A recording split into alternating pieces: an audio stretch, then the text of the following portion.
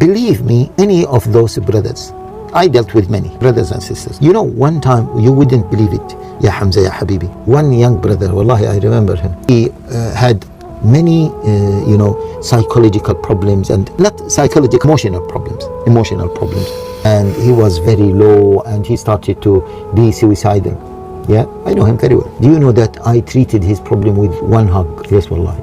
But this is very powerful. He said, Sheikh, seriously, after you hugged me, yeah, I felt so much relaxed. Many of those people, subhanallah, their emotional hunger, yeah, leads them to despair, and sometimes leads them to doing some crazy because they don't know what is the answer for their emotional hunger. We have an immense mental health problem in the Muslim community, and even today, with everything that we know and understand about mental health, it's still a huge taboo, one that we'd rather ignore and pretend doesn't exist than to address and deal with.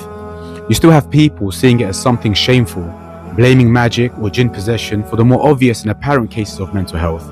And then you have issues such as anxiety, depression and trauma, which are less obvious but can't be spoken about because to do so means you're looked at and judged as a weak or bad Muslim. So people end up suppressing their suffering just to fit in and be accepted. But at some point, like any scenario where pressure builds up, there will be an eruption of some kind. And this is where we go wrong again. First, we fail to notice the signals of people who are suffering mental health. And then when the cry for help comes, we take it as an act of rebellion or attention seeking. So we push away the people who need us during their times of most need. So it was a breath of fresh air to hear Sheikh Haytham narrate this story in the clip below. Perhaps we're starting to recognize that some behaviors are actually a cry for help.